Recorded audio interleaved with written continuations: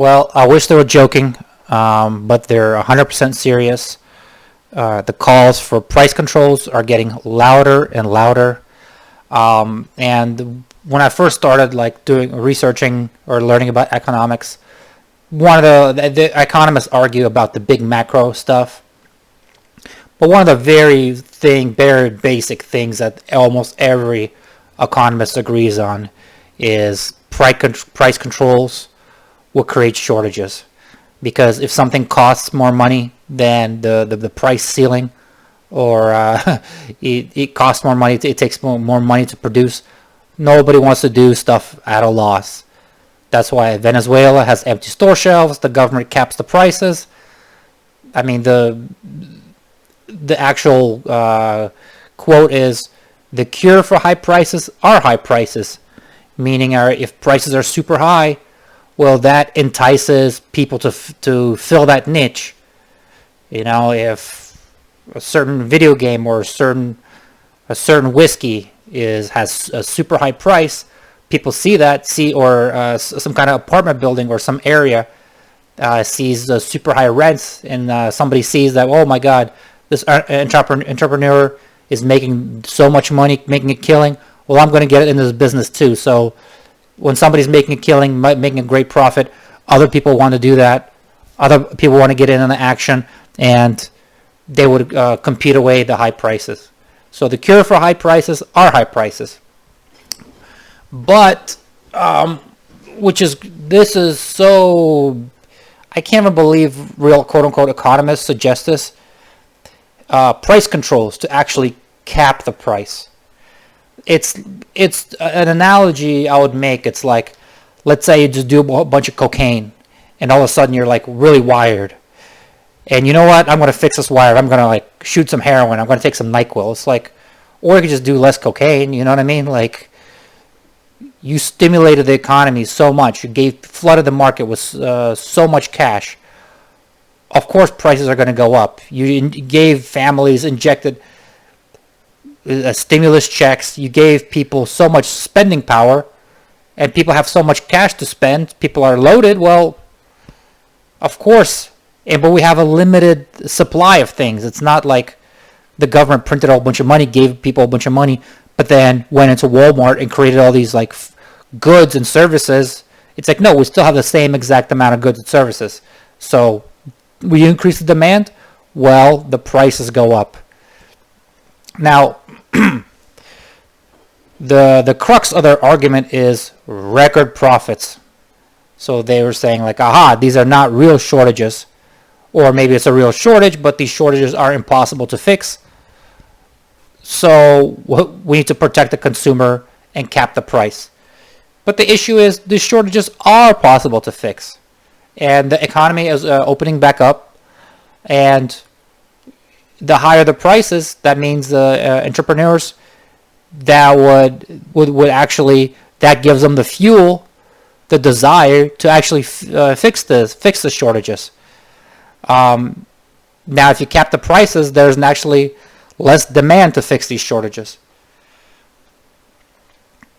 And here, even the article, the way it starts, everything about this is super triggering to me. To prevent inflation after World War II, America's leading economists recommended strategic price controls. And the thing is, if they look at World War II, people's quality of living, yes, like all the resources were diverted towards the war. Are we at war right now? Because we shouldn't be. With the Americans' standard of living, the average citizen standard of living was really, really low. And then that's what they want to go back to. They want to call COVID, declare war on COVID, instigate these price controls, and everybody's, even though you're going to have empty store shelves, and the quality of the products that you are, because either you have empty store shelves or you cap the price, and then you have to ration the goods. Well, even the ration goods, because the company can't make so much profit, X amount of profit, they have to cut the quality. So even the goods that you will be able to buy are going to be lower quality. But let's take on this record profits. Like, one, Are they really record profits? Because we just need to take 10% 10% out of that equation, because 10% was inflation just last year or this year. So if you take 10% out, I bet a lot of the companies are not going to have record profits. And the ones that do, well, let's say if you made a whole bunch of whiskey and now the government shut down the whole economy and nobody can produce whiskey, well, you're opening stuff back up, you're giving everybody a bunch of money, there's more demand for your whiskey and there's less supply. Well, yeah, you'll have, yeah, you, as a company that just by sheer luck you're producing whiskey, you had a whole bunch of whiskeys before, yes, you'll have record profits, you can sell yours at a profit, but it's not going to last long. As you open up the economy, other people will start making whiskey, and your record profits are going to get competed away. Just stop printing the money, stop the quantitative easing, and now we're lowers the actual free velocity in money. Inflation is near a 40-year high. Central banks around the world just promised to intervene. No. They were intervening. That's why the inflation is so high. The inflation is not just so high just like a random act. It's like, no, the inflation is high because of the central banks in the first place.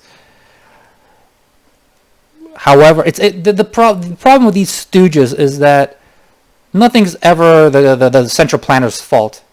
It's always either the people or, it's like the Soviet Union fell apart, but it was the citizens that didn't understand the awesomeness of communism.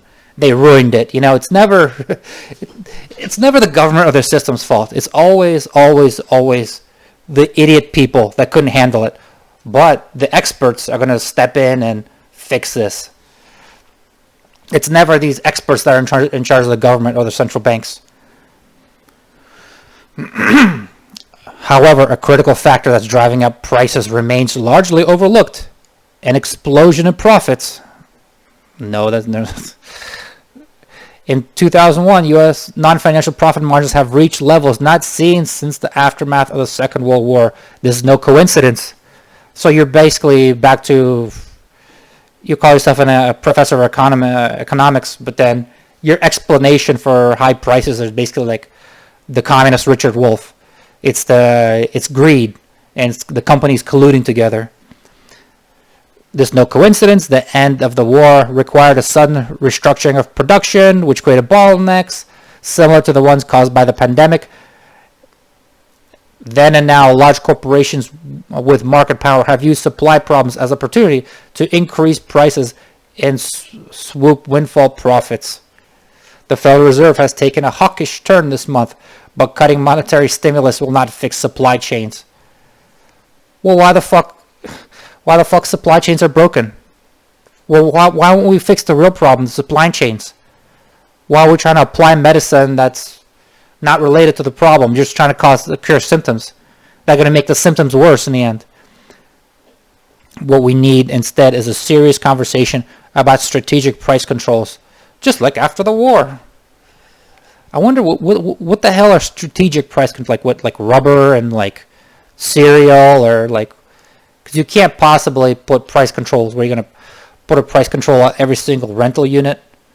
So if a landlord remodels a building, you like somebody from the government is going to come down and inspect it, make sure it's only been raised 3%, or somebody's going to use their sell their used truck, where they're going to try to do research on what they bought it for and make sure it's only 4% above what they, this is not, so they're going to have to do strategic with some kind of bulk things like milk, eggs.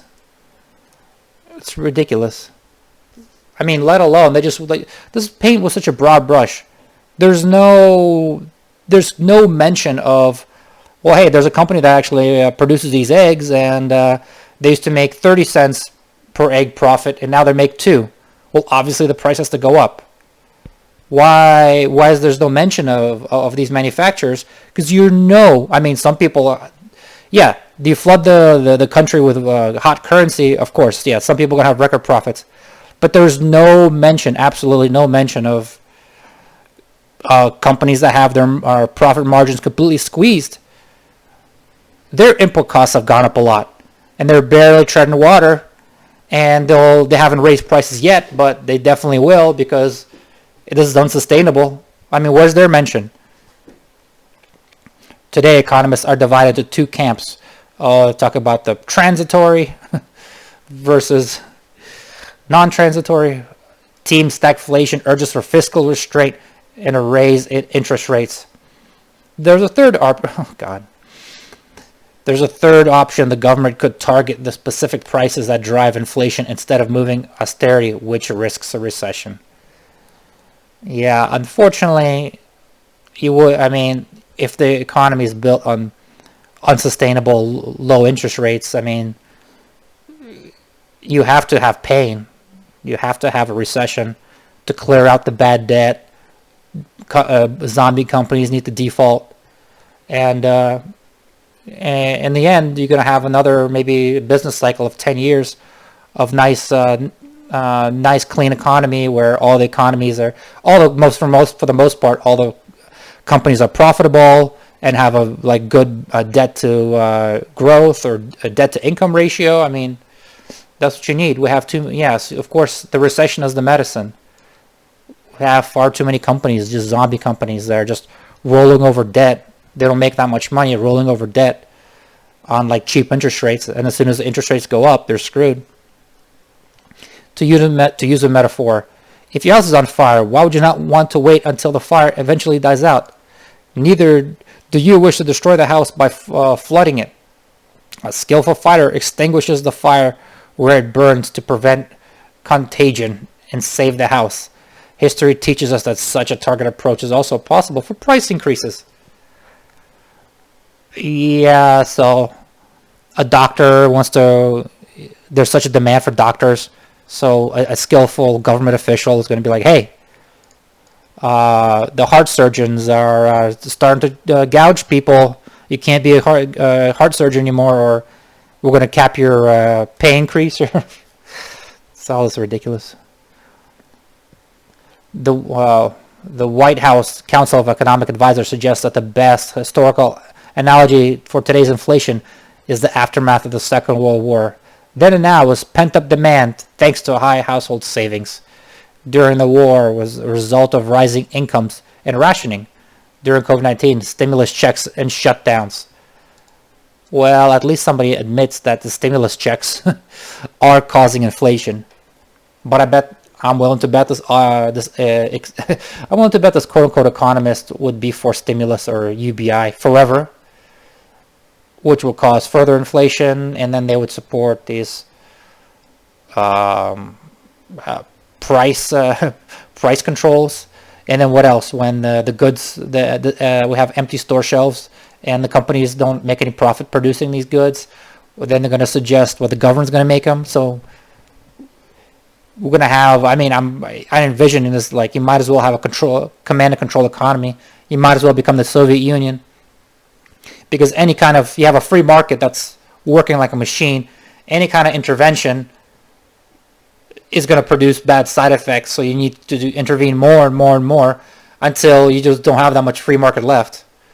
At both times, supply chains were disrupted.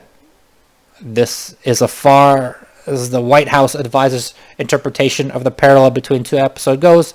What did that tell us is that the inflation after the war is not without an alternative. I keep talking about the Second World War. Now she claims most distinguished American economists of the 20th century called for a continuation of price controls in the New York Times. Yeah, but what about the economists? I'm sure if you poll economists, how many economists these days, what's the ratio of economists that would support price controls? That would probably be embarrassing. Probably 95% of the economists would be against it. Included Paul Samuelson, Irving Fisher, Frank Knight, Simon Kuntz, Paul Sweeney, Wesley Mitchell. It's 11 former presidents of American Economic Association. They argued that as long as bottlenecks made it impossible for supply to meet demand, well, this is just wrong. the supply,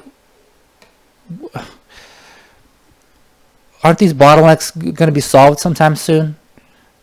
You appointed Pete Buttigieg.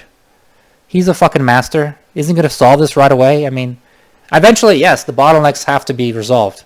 That's the real issue. And yeah, they will be resolved. Because why? Hey, high prices, people making profits. That's going to spur people to divert resources from other shit that they were doing and to meet the demand. Price controls is only going to weaken this demand.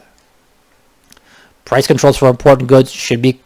What the fuck? Important goods, what does that mean? Is it almost like during the COVID lockdowns, who is a, what do you call it, essential worker and non-essential worker? Should be continued to prevent prices from shooting up. Like, is rent an important good? Well, they probably mean energy, huh? Because if rent is an important good, what are you going to have? National rent control? The czar of wartime price controls, John Kenneth Galbraith, joined these calls. The role of price controls would be strategic. President Truman is aware of the risks of ending price controls. Simply pulled off few controls that have been established to let nature take its course. And then he urged the result should stand as a lesson for all of us. A dizzy upward spiral of wages and cost of living ended in the crash of 1920. A crash that spread bankruptcy and forced foreclosure, unemployment throughout the nation. Nevertheless, the price controls were pulled in 1946, again triggering inflation and a boom-bust cycle. Today there is once more a choice between tolerating an ongoing explosion of profits. I love how you're tolerating profits. It's like, can we tolerate you making so much happiness and joy? That's intolerable. We set the joy limit of 60%, and anything above that. See, the rest of us are not having this much joy, so, we got, this is so, everything in this article is so Orwellian. That drives up prices or tailored controls on carefully selected prices. Price controls will buy time to deal with bottlenecks that will also continue as long as the pandemic prevails. Well, the pandemic is almost... Some would say the pandemic is almost over. People should get back to work. Maybe you should cut off stimulus checks. You should cut off start tapering the hot money. Strategic price controls could also contribute to the monetary stabilization. Here's another. How about we just produce more goods and services so the prices come down? If people get back to work, more goods and services will be created and the prices would naturally come down. Monetary stability needs to mobilize public investments towards economic resilience, climate change, migration, and carbon neutrality. Oh God. The cost of waiting for inflation to go away is high. Senator Manchin's withdrawal from the Build Back Better Act demonstrates the threat of shrinking policy space at the time and large-scale government action is in order. Austerity would be even worse. It risks manufacturing stagflation. Well, I'd say the U.S. government already condemned us to stagflation by this crazy amount of debt. So we need a systematic consideration of strategic price controls as a tool for the broader policy response to the enormous macroeconomic challenges instead of pretending there's no alternative beyond wait and see or austerity. Yeah, it's like, she even used the word, or that was the quote that she was using, but it's like, nature do its course. We can't just nature do its course. We can't just people willy-nilly decide where they want to work or what the price they want to charge or have any kind of... I mean, this is all super Orwellian.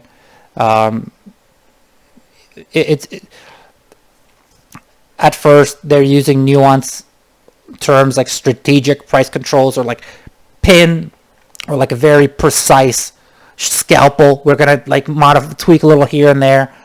But as we all know, any decent economist with two brain cells would tell you that once you start tweaking, you're trying to get certain results, but the market doesn't want that.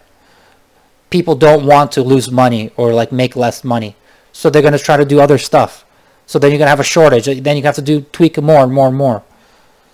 But I don't know. I mean, but that's the whole point. People who want to control everything about society, they're not afraid of that. That's what they want.